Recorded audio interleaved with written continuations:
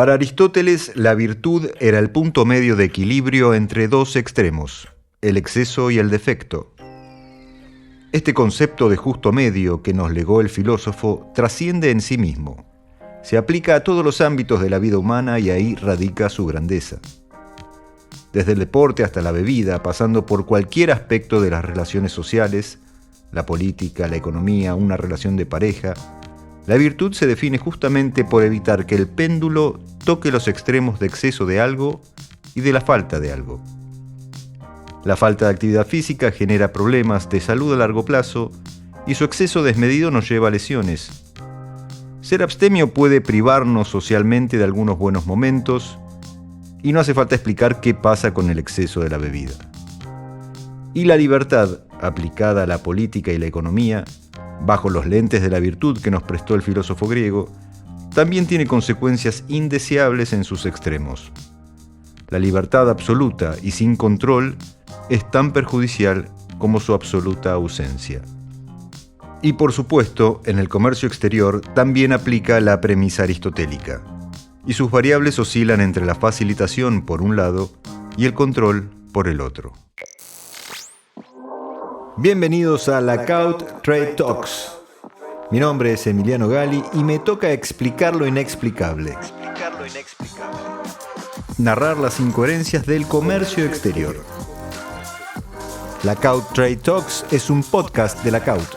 Seguinos en todas las plataformas de streaming y en nuestras redes de Instagram, LinkedIn y Facebook y entérate de todas las noticias de comercio exterior. También puedes encontrarnos en nuestra web, lackaut.com.ar. En el episodio de hoy vamos a tocar estos temas. Nuevas regulaciones ambientales de la Unión Europea. Además, reservas dólar y yuan, la administración que le preocupa a los importadores. También el nearshoring, el litio y la inversión extranjera directa. Por otro lado, la aduana sacó nuevas conductas susceptibles de ser multadas por infracciones aduaneras. Además, la BUCE, un paso más hacia la facilitación del comercio exterior. Por otro lado, el shipping aguarda expectante las posibilidades de exportación de crudo de la Argentina. Hubo una nueva reunión para avanzar en el acuerdo entre el Mercosur y la Unión Europea. Por último, zonas francas. Se implementa el uso de los certificados derivados.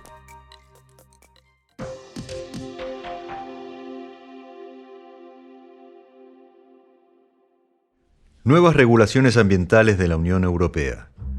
La Unión Europea tomó medidas para mitigar los efectos del calentamiento global y alinear su consumo para volverlo responsable de cara al cambio climático. En esa línea aprobó una reglamentación por la cual controlará e incluso restringirá la comercialización de materias primas y derivados cuya producción esté directamente asociada a procesos de deforestación o degradación forestal. Se trata del Reglamento 2023-1115, aprobado por el Parlamento Europeo e incorporado por el Consejo de la Unión, en el que se establece un reglamento sobre productos libres de deforestación que entró en vigor a finales de junio pasado. La deforestación es un proceso mediante el cual la agricultura y la ganadería intervienen en bosques nativos para lograr una mayor superficie de siembra o de producción. Al considerar esta práctica como una de las responsables del cambio climático, directamente vinculada con el calentamiento global, el mercado europeo especifica que aquellos alimentos o materias primas que provengan de áreas deforestadas no podrán ingresar en el mercado comunitario europeo a partir del 30 de diciembre de 2024. Los productos señalados por la normativa europea alcanzan a la ganadería bovina, el cacao, el café, el aceite de palma, el caucho, la soja y la madera. No obstante, a partir del 30 de junio de 2025, la Unión Europea deberá decidir si extiende la restricción a otros derivados, como el maíz e incluso los biocombustibles. Se trata de una gran mayoría de productos que la Argentina exporta o está en condiciones de hacerlo hacia el mercado comunitario. En sus considerandos, el bloque señala que la deforestación y la degradación forestal avanzaron a un ritmo tal que en los últimos 30 años se perdieron 420 millones de hectáreas de bosques en todo el mundo, que es el equivalente al 10% de los bosques totales y a una superficie mayor que la Unión Europea. Agregaron que la práctica es responsable del 11% de las emisiones de gases de efecto invernadero y que afecta de manera directa a la biodiversidad, con el consabido impacto en el cambio climático. Así, para reducir la contribución de la deforestación, la Unión Europea puso el ojo en el consumo responsable de estas materias primas y derivados que tengan estrecha vinculación con esta práctica productiva. De tal manera surge una nueva certificación para comercializar estos productos a partir de diciembre de 2024, que deberá consignar que el bien en cuestión es libre de deforestación desde al menos el 31 de diciembre de 2020.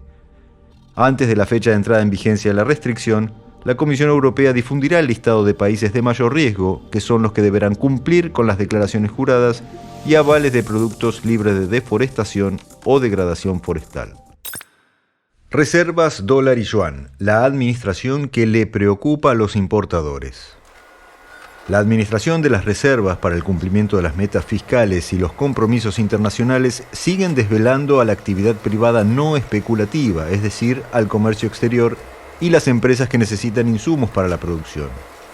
Tal como lo recuerda la Cámara de Importadores de la República Argentina, el 80% de los dólares que salen del país están destinados al abastecimiento de bienes de capital, bienes intermedios y piezas y partes para la fabricación nacional. Es por eso que la administración de los dólares que realiza el gobierno impacta de lleno en la actividad privada. Como espectador de esta administración, el sector privado ve con preocupación el manejo de las reservas que realiza el Banco Central. De acuerdo con un informe de la consultora Ecolatina, las reservas netas ya se ubican en un terreno negativo de cerca de 7.000 millones de dólares, tocando un nuevo mínimo histórico. En las próximas semanas será crucial que el gobierno logre acordar con el Fondo Monetario Internacional la llegada del desembolso pendiente por 4.000 millones de dólares, aunque todo indica que las posiciones no son fácilmente conciliables, destaca el informe. En lo que va de julio, el Banco Central vendió casi 1.000 millones de dólares y lleva acumuladas ventas por 4.000 millones de dólares en lo que va del año, en medio de un estricto cepo cambiario. Pero el dato que más se destaca es el uso de los yuanes acordados con China en el marco del swap. El Banco Central duplicó la venta de esta moneda en solo una semana y vendió más yuanes que dólares. En la segunda semana de julio vendió el equivalente a 100 millones de dólares en yuanes, cuando el promedio era de 50 millones de dólares. El gobierno sigue esperando el adelanto del desembolso del Fondo Monetario Internacional de al menos 4.000 millones de dólares, pero las discusiones se siguen extendiendo y las negociaciones se tornaron más desafiantes de lo pensado, explicó Ecolatina. Si esto continúa, el gobierno podría volver a recurrir al uso de los yuanes para cancelar sus obligaciones con el FMI. Este uso limitaría su poder de fuego, no solo en el mercado cambiario, sino también en la demanda que hacen las empresas para poder importar, dado que el yuan se volvió una alternativa de peso para el sector privado tras la restricción impuesta por el gobierno al uso de dólares. Es por eso que las negociaciones del ministro de Economía, Sergio Massa, y su equipo, tanto con el Fondo Monetario Internacional como con el gobierno de China para aumentar la libre disponibilidad del total del swap, no es solo una película que mira el mercado financiero, sino sobre todo el comercio exterior. Nearshoring, litio e inversión extranjera directa. Un dato que podría confirmar que la relocalización de las cadenas de producción, fenómeno conocido como nearshoring, que se consagró tras la pandemia y la crisis logística internacional, puede encontrarse en la evolución de la inversión extranjera directa.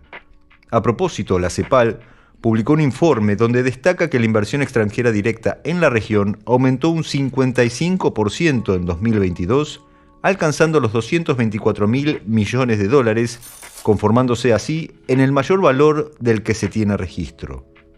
De acuerdo con el reporte, el resultado se explica principalmente por el desempeño de algunos países, entre ellos Brasil, así como también por la reinversión de las utilidades logradas por inversiones extranjeras previas y por el aumento de inyecciones de capital en el sector de los servicios. Brasil, que viene siendo líder en los últimos 10 años, recibió un total de 91.500 millones de dólares. En tanto, la Argentina recibió la mayor cifra de la última década. Fueron 15.400 millones de dólares.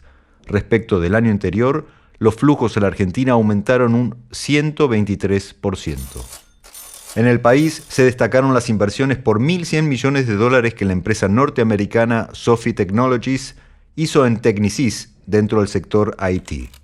Pero es sin dudas las inversiones en minería y litio las que lideran el proceso. La china Ganfeng Lithium invirtió $962 millones en activos de Litea en Salta. La empresa china es el mayor productor de derivados de litio y es un proveedor clave de Tesla. Luego la australiana Rio Tinto invirtió también en Salta unos $825 millones en el proyecto de litio Rincón. En tanto, la norteamericana Livent anunció inversiones por $510 millones para expandir sus operaciones en litio, y la canadiense Lundin Mining depositó $497 millones en los activos José María Resources. En tanto que otra empresa china, Zijin Mining, invertirá en el mismo rubro $380 millones.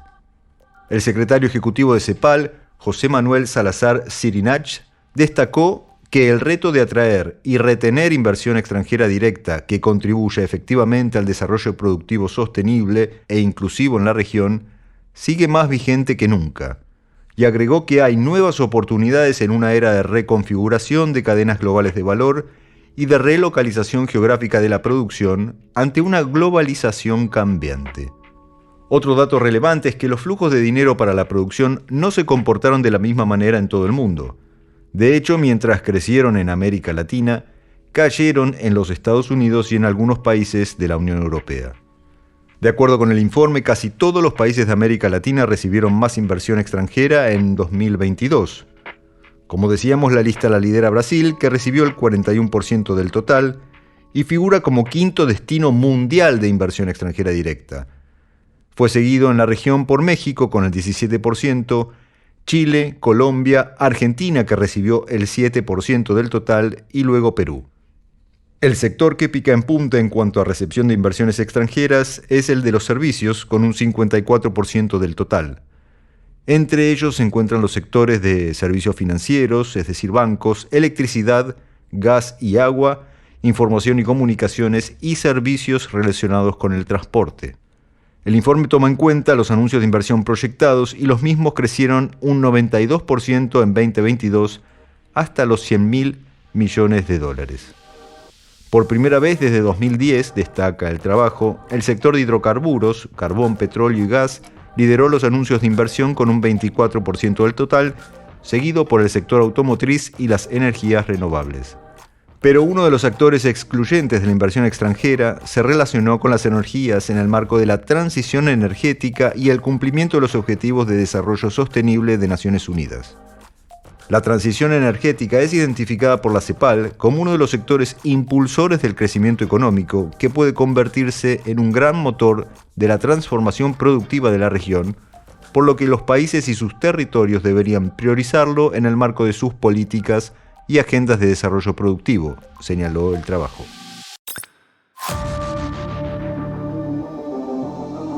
La AFIP introdujo nuevas conductas susceptibles de multas por infracciones aduaneras. La Administración Federal de Ingresos Públicos introdujo 3 nuevas acciones susceptibles de ser sometidas al procedimiento sumarial abreviado, de acuerdo con las infracciones previstas y penadas por los artículos 994 y 995 del Código Aduanero. Recordamos que el artículo 994 remite a las sanciones económicas que pesan sobre los operadores que suministran informes inexactos o falsos a la aduana, o bien que se nieguen a suministrar información requerida, o incluso que impidan o entorpezcan la acción del servicio aduanero. En tanto, el artículo 995 refiere a las multas económicas para quien transgrede los deberes impuestos por el Código cuando el hecho no tuviera una sanción específica en el mismo y produjera o hubiera podido producir un perjuicio fiscal o bien afecte al control aduanero.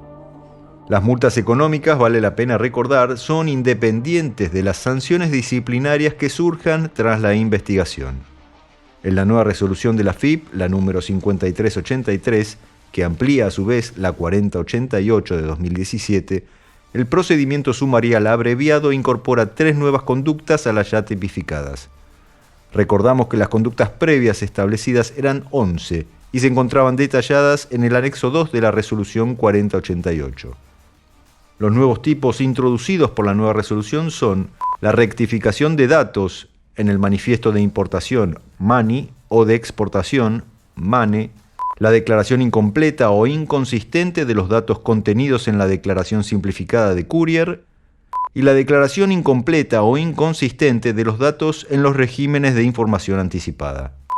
Estas tres conductas se suman a otros procedimientos también susceptibles de un procedimiento sumarial abreviado, entre los que se cuentan la anulación de los permisos de embarque fuera del plazo reglamentado, la falta de digitalización en el plazo reglamentado de los legajos aduaneros y demás documentación recibida en carácter de depositario fiel, la falta de presentación o presentación fuera de término de certificados de origen y manifiestos de importación y exportación, entre otros.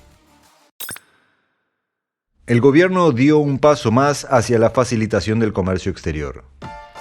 En lo que podría ser un hito en la instrumentación de la ventanilla única del comercio exterior, VUCE, la AFIP dispuso la aceptación vía web de determinados documentos necesarios para importar y exportar en puntos de frontera. La VUCE forma parte de uno de los compromisos firmados por la Argentina ante la Organización Mundial del Comercio, que promueven la facilitación del comercio y la digitalización de los trámites para lograr operaciones más ágiles y a un menor costo para los operadores. Por medio de la Resolución 5384, la AFIP puso en línea al sistema aduanero para la recepción y validación automática de licencias, permisos, certificados y otros documentos que emitan las agencias regulatorias transfronterizas que se encuentren incorporadas en la VUCE para permitir realizar una importación o exportación. La validación automática funcionará de la siguiente manera. Al momento de realizar una declaración aduanera en el sistema informático Malvina, el declarante deberá hacer referencia al identificador del trámite, es decir, aquel otorgado por el organismo pertinente que autorizó a importar o exportar la mercadería. De forma previa a la oficialización de la destinación, se realizarán las validaciones automáticas que permitan vincular la declaración aduanera y los datos consignados en el servicio de recepción de LPCO, es decir, licencias, permisos, certificados y otros documentos. Una vez realizados estos controles y de no existir inconsistencias, se permitirá la oficialización de la declaración aduanera correspondiente, establece el anexo de la resolución, tras aclarar que en los casos en que existan inconsistencias de datos entre los certificados incorporados al sistema y la declaración aduanera, el SIM impedirá la oficialización de la misma e informará al declarante los motivos correspondientes. El mercado naviero aguarda expectante las posibilidades de exportación de petróleo de la Argentina. La historia pendular de la Argentina en materia energética podría acercarse nuevamente a un equilibrio y tender paulatinamente hacia una senda de crecimiento si se mantienen las condiciones de inversión en infraestructura y si se garantiza la seguridad jurídica en el sector.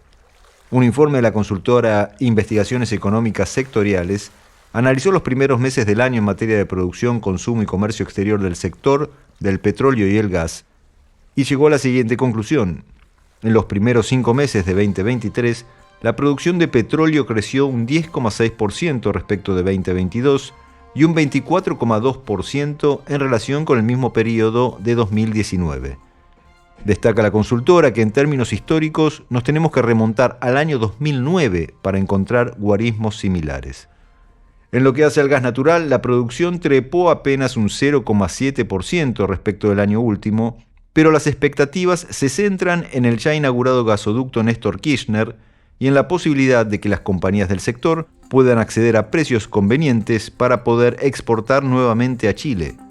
En rigor, las exportaciones de energía treparon a los 3.233 millones de dólares entre enero y mayo, prácticamente lo mismo que el año pasado, debido en parte a una caída del 18% de los precios que fue apenas compensado por el aumento de los volúmenes de un 16,9%. El dato que destaca es que las importaciones de energía cayeron en casi un 26%.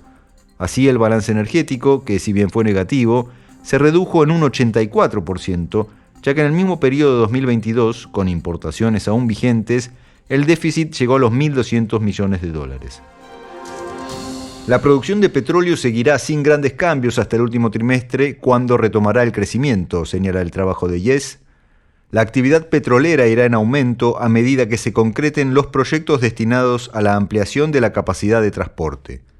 En agosto retoma la operación del oleoducto trasandino para exportar a Chile y en septiembre se concretará una ampliación de un oleoducto troncal equivalente al 4% de la producción. En tanto, señalaron que la producción de gas volverá a tomar impulso una vez que se agote la inyección de gas natural licuado, la que llega en los barcos, y con el inicio del servicio del gasoducto Presidente Néstor Kirchner, la producción retomará la senda del crecimiento paulatinamente a partir de agosto y tomará mayor fuerza cuando finalicen los arribos de cargamento de gas natural licuado. La realidad energética argentina y su vertiente exportadora tomó relevancia internacional en los últimos días, sobre todo en el mercado del transporte marítimo de crudo y derivados. Se espera que la Argentina contribuya con más cargamentos de exportación de petróleo transportados por mar a medida que aumente la producción. Esto es algo que señaló el agente marítimo Gibson en declaraciones a Hellenic Shipping News. El artículo repasa el interés que despertó en el shipping la productividad de hidrocarburos no convencionales y las plataformas offshore procedentes de Estados Unidos, Canadá, Guyana y Brasil, mientras que la Argentina hasta ahora no ha logrado atraer la atención internacional. La principal región de esquisto de Argentina, es decir, Vaca Muerta en la Patagonia, reanudó su actividad de perforación en 2021 después de una breve pausa en 2020 y ha visto aumentos constantes en la actividad desde entonces. El artículo señala que se prevé que la producción nacional supere los 780.000 barriles diarios este año frente a los 500.000 prepandemia, así como también se espera un volumen de 1 millón de barriles diarios para 2028. La exportación de crudo que realiza la Argentina por mar parte de los puertos de Coronel Rosales y Caleta Córdoba, en buques tipo Panamax y Suezmax. No obstante, desde el mercado naviero aguardan expectantes los planes de exportación de YPF por más de 1.200 millones de barriles para embarques de 380.000 barriles en buques tipo VLCC y Suezmax. Si bien es poco probable que la Argentina se convierta en un exportador líder de crudo en el corto plazo, añadió el agente marítimo, la producción está creciendo, mientras que la capacidad de refinación y la demanda interna no lo están, lo que aumenta la disponibilidad de crudo para la exportación. Acuerdo Mercosur-Unión Europea, nueva reunión para avanzar en su finalización. Los ministros de Relaciones Exteriores del Mercosur se reunieron en Bruselas con el vicepresidente ejecutivo y comisario de Comercio de la Unión Europea, Valdis Dombrovskis, para dar un nuevo impulso político a las negociaciones sobre un acuerdo de asociación integral entre los dos bloques. La reunión estuvo marcada por los cambios sucedidos a nivel global desde 2019, la última vez que las partes se reunieron para impulsar las negociaciones. En tal sentido, sostuvieron la importancia de adaptar el futuro acuerdo para que responda mejor a los retos actuales. Remarcaron el impacto que generó la pandemia a nivel global, así como también los efectos de la emergencia climática y las considerables tensiones geopolíticas, todos flagelos transversales a nivel global con el consabido impacto bilateral entre el Mercosur y la Unión Europea.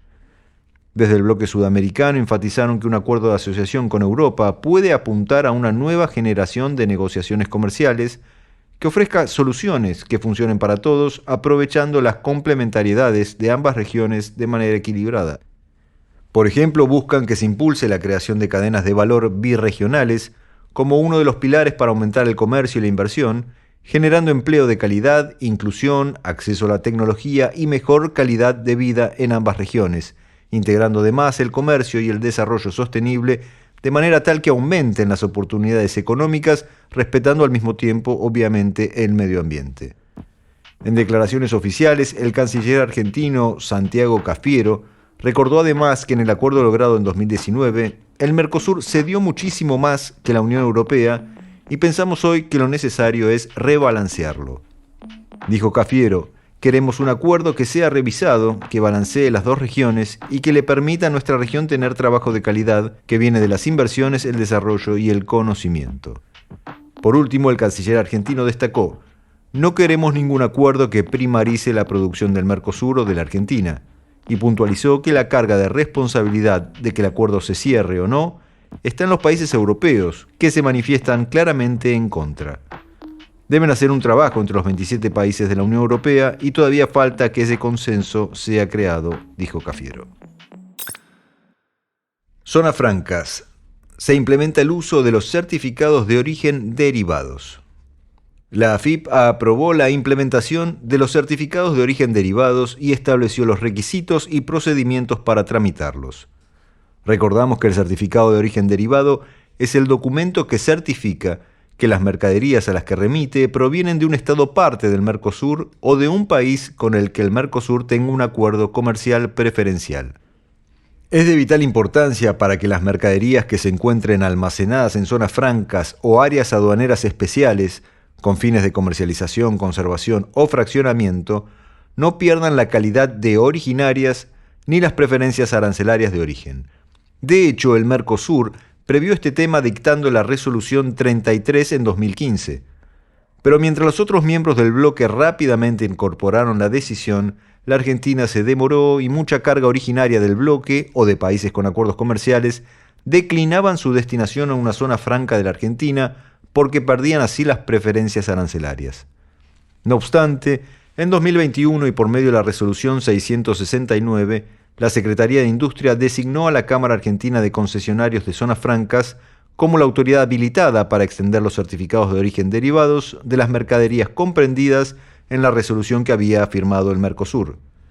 Desde entonces, cuestiones técnicas vinculadas a la garantía de trazabilidad y transparencia en la emisión de tales certificados frenó la instrumentación definitiva. Finalmente, por medio de la Resolución 5385, la AFIP implementó el uso de estos certificados y estableció los requisitos y procedimientos para su tramitación dentro del ámbito nacional. Los certificados derivados podrán ser aplicados a las declaraciones de egreso de la zona franca bajo el régimen de importación a consumo o las declaraciones de egreso de la zona franca al exterior, destacó la AFIP en un comunicado.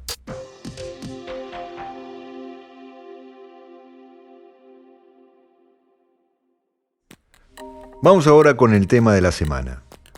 Nos pusimos un poco filosóficos al principio y lo trajimos a Aristóteles. ¿Y qué tendrá que ver Aristóteles con el comercio exterior? Bueno, porque el filósofo en busca de la felicidad absoluta, ¿no? Decía que el hombre virtuoso llegaba a la felicidad tratando de caminar por la avenida del medio y por lograr el equilibrio justo entre las pasiones por un lado, la razón por el otro, pero no quedándose en los extremos. En su artículo La facilitación del comercio legítimo, el abogado Juan Patricio Cotter destaca que lo ideal en toda la administración pública es regir su actividad por los principios de eficacia, eficiencia y celeridad. Así como la aduana es la administración, los administrados son los exportadores, los importadores, los despachantes de aduana y todo el resto de los operadores de la cadena. Bueno, la aduana es la encargada de resguardar las arcas del Estado por medio de la recaudación de los tributos y de velar por la seguridad de todo aquello que ingresa y sale del país. Y por otro lado, los administrados, es decir, el sector privado, lo que buscan es la celeridad, la eficacia, la eficiencia de esos controles, pero a más rápido mejor, porque rápido significa más barato o menores costos. Pero lo que vemos, y por eso lo trajimos a Aristóteles, es que hay una dialéctica en este comercio exterior donde la tensión entre los extremos es realmente evidente. O sea, el administrado va a buscar al máximo la celeridad y la menor cantidad de controles e intervenciones porque todo esto hace a una mayor competitividad. Pero por otro lado, la administración va a gravitar al extremo del control. Va a examinar detenidamente cada operación, va a pedir la mayor cantidad de papeles y sellos, va a tratar de verificar que no haya ni delito ni infracción oculta alguna, desde los más inocentes, como puede ser una declaración inexacta para pagar menos impuestos o para traer más mercaderías a un menor precio, pero también a las infracciones quizás que son más graves, es decir, el contrabando o el narcotráfico, que no son infracciones, son delitos.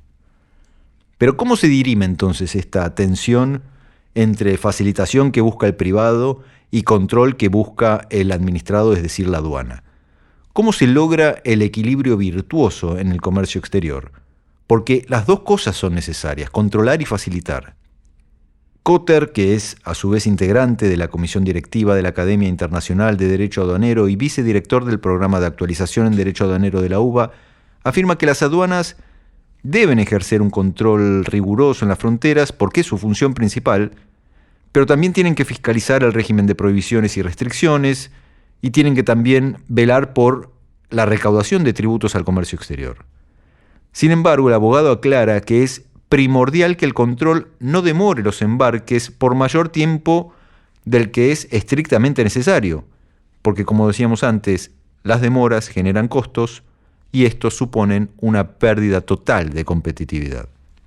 Cuando la Organización Mundial del Comercio comenzó a hablar del tema facilitación del comercio, allá por 2006, para englobar ahí todas las actividades necesarias para que los contenedores viajen más rápido al menor costo posible, no se refería solamente a digitalizar todos los trámites necesarios, sino también a hacer uso de la tecnología para que el filtro del control aduanero sea selectivo, inteligente y, de ser posible, que sea previo, que no se haga en el mismo momento de la operación, sino que se haga de forma anticipada. Cotter explica que en el actual contexto del comercio internacional, dado el incremento terrible de los volúmenes que se están intercambiando a nivel global, no se puede imaginar un esquema operativo de control total de las mercaderías porque es fácticamente imposible. Por eso concluye que el control selectivo es la única alternativa posible. La buena noticia, digamos, es que la aduana cuenta con un soporte tecnológico y una task force, un ejército quizás de controladores que son internacionalmente reconocidos, esto hay que decirlo, y puede realizar los controles previos, inteligentes y rápidos.